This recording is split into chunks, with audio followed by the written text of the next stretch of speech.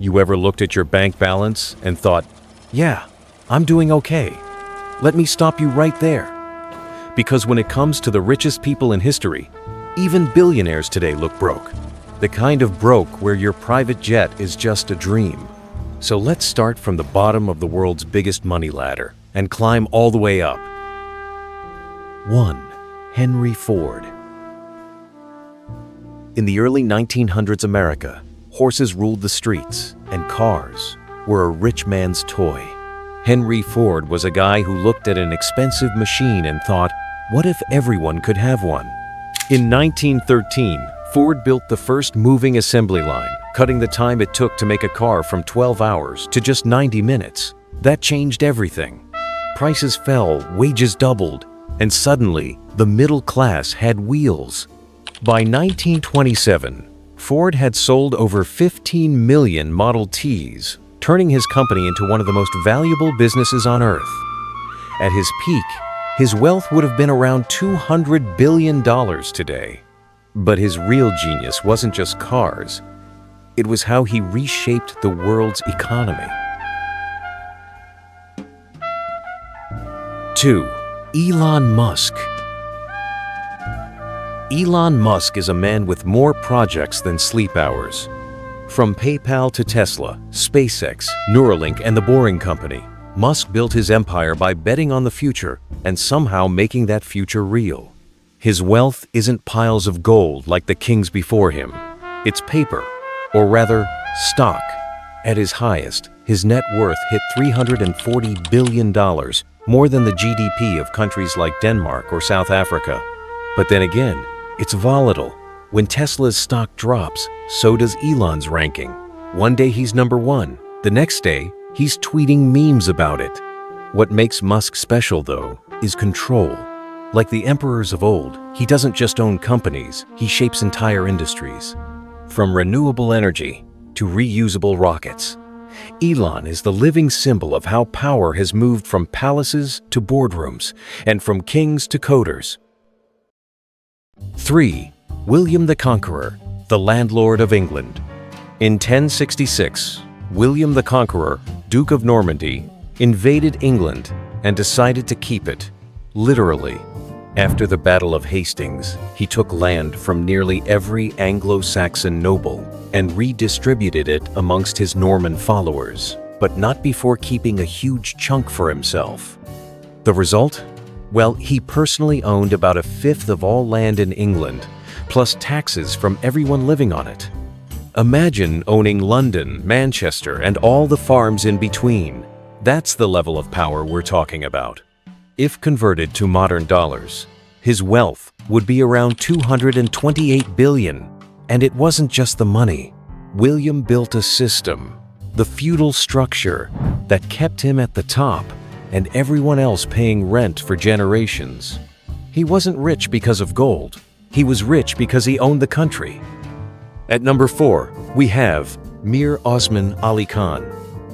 By the early 1900s, while Europe industrialized and America boomed, there was a ruler in India sitting on one of the largest personal fortunes the world had ever seen. Meet Mir Osman Ali Khan, the last Nizam of Hyderabad. He ruled a kingdom roughly the size of Italy, and it was dripping in wealth. The Nizam had so much gold he used bars as paperweights and diamonds as decor.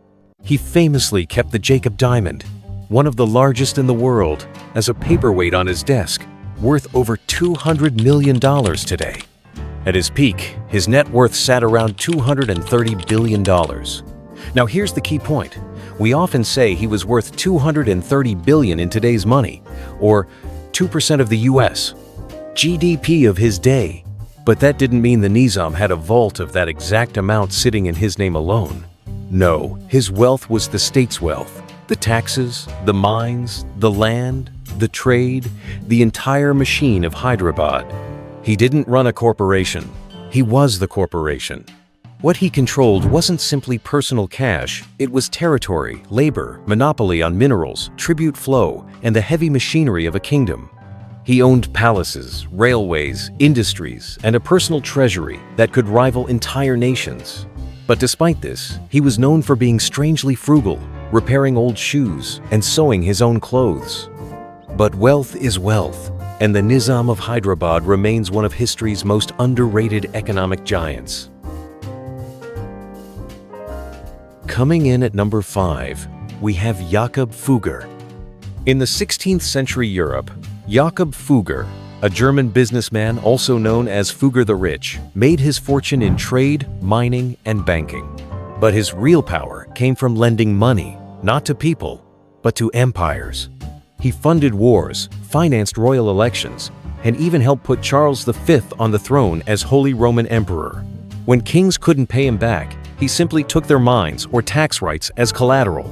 Smart move. By 1525, Fugger controlled roughly 2% of Europe's GDP, an insane figure even today. That's about $277 billion in modern value. He invented modern banking, receipts, transfers, interest, the works. And in a time when religion ruled, his business dealings literally sparked the Protestant Reformation. The man made money so big that it changed Christianity. At number 6, we have Tsar Nicholas II. Born into unimaginable luxury, Nicholas II, the last Tsar of Russia, sat on a throne backed by 1/6 of Earth's landmass. His empire stretched from Poland to Siberia, rich in oil, timber, fur, and gold. His family owned vast estates, palaces filled with Fabergé eggs, and a personal jewelry collection worth hundreds of millions. On paper, he was worth an estimated $300 billion in today's value. But much like the emperors before him, that wasn't money he could spend on a whim. It was the combined wealth of an empire. Nicholas didn't control his empire like a corporation.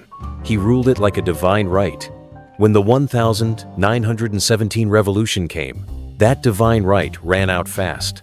He and his family were executed, and the empire's treasures were seized. His story is a brutal reminder that no matter how rich you are, power without adaptability can cost you everything. Moving on to number 7, Andrew Carnegie. Born poor in Scotland, Andrew Carnegie emigrated to America and worked his way up from a bobbin boy in a factory to the king of steel. By the late 1800s, he'd built Carnegie Steel Company, which dominated the American market. When he sold it to J.P. Morgan in 1901 for $480 million, equivalent to over $370 billion today, he became one of the richest men to ever live. But unlike many others on this list, Carnegie believed in giving it away, his famous quote being, "The man who dies rich, dies disgraced." He built over 2,500 libraries, funded universities, and established the Carnegie Foundation. He turned his fortune into one of the greatest acts of philanthropy in history, a legacy that arguably made him richer than gold ever could. At number 8, we got John D. Rockefeller. In the late 1800s, Rockefeller founded Standard Oil, a company so powerful that it controlled 90% of the U.S. oil refining industry. His secret was ruthless efficiency and ruthless business tactics. He didn't just compete, he eliminated competition. If you were in the oil business back then, you either sold to Rockefeller, merged with him, or got crushed. That monopoly made him the first billionaire in modern history. At his peak in 1913, Rockefeller's fortune was about $340 billion in today's money, roughly 2% of the U.S. GDP. When the U.S. government finally broke up Standard Oil in 1911 for being a monopoly, it didn't end him, it multiplied him. Each new company born from the breakup, like Exxon, Chevron, and Mobil, made him even richer. Rockefeller didn't just make money, he practically invented corporate capitalism. And after becoming the richest man alive, he started giving it away, funding universities, medical research, and public health projects. Love him or hate him, his empire still shapes global energy and philanthropy today. Now at number 9, we got Mansa Musa, the Golden Emperor of Mali. Now, imagine someone so rich that when he travels, entire economies collapse. That was Mansa Musa, Emperor of the Mali Empire in the 14th century. His kingdom sat on top of the world's largest gold reserves, and gold was basically the internet of value back then. Everyone wanted it. In 1324, Musa made a legendary pilgrimage to Mecca with an entourage of 60,000 people and hundreds of camels carrying pure gold. He was so generous, handing out gold along the way, that he accidentally caused mass inflation in Egypt. Prices skyrocketed and stayed unstable for years. Historians still can't put a number on his net worth, but estimates often cross $400 billion, and honestly, that might still be too low. He built mosques, libraries, and universities, turning Timbuktu into one of the greatest learning centers in the medieval world. Mansa Musa wasn't just rich, he was a walking economic force. This guy made generosity a problem.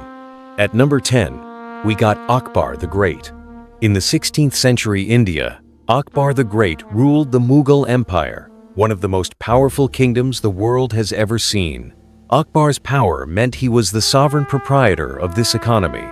Under Akbar, India accounted for nearly 25% of global GDP. That's right, one empire holding a quarter of the world's wealth. Akbar didn't just inherit riches, he created them.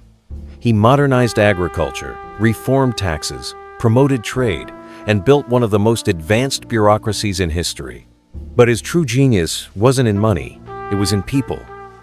Akbar united a religiously diverse empire by promoting tolerance and dialogue. He employed Hindus and Muslims alike in top positions, and his leadership turned India into an economic powerhouse.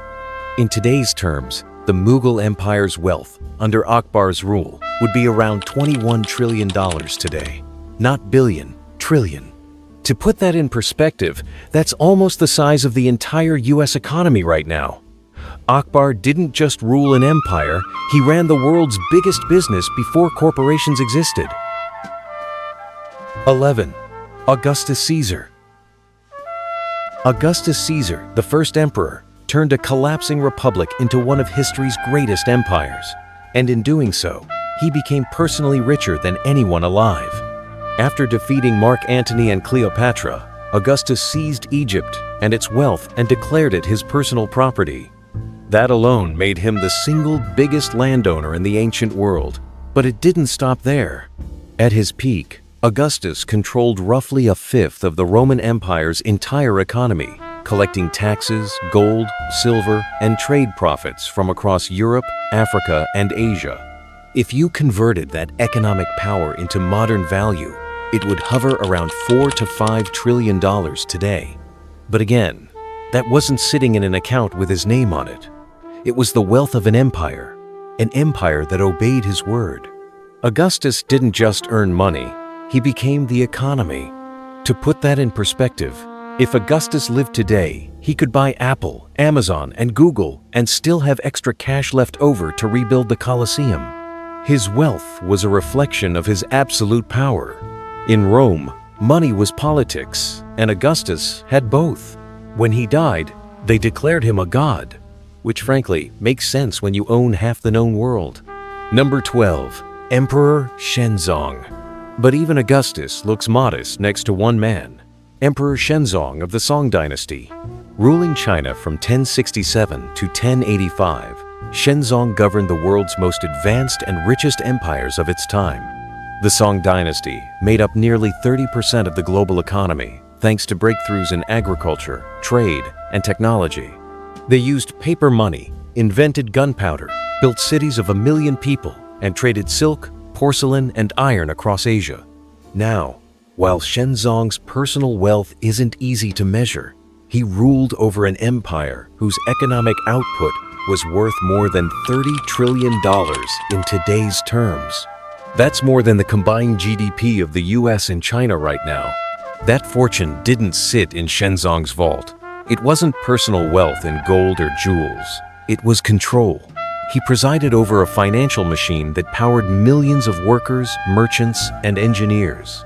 His government collected taxes from the most productive population on Earth, controlled global trade routes, and pioneered state-run monopolies on tea and salt.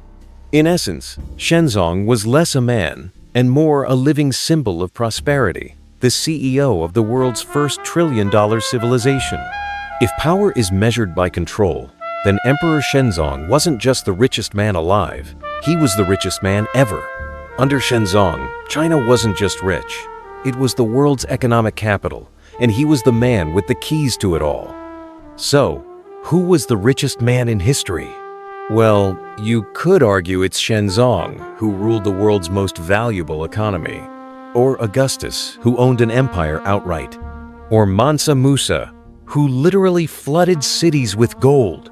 But the truth is, comparing their wealth is like comparing gold to Wi-Fi. Every era measured money differently. What they all shared was control over land, labor, and the systems that made the world run. If you enjoy watching this video, please leave a like, share, and subscribe to the channel to catch up on more of our fascinating contents. Until next time, see you soon.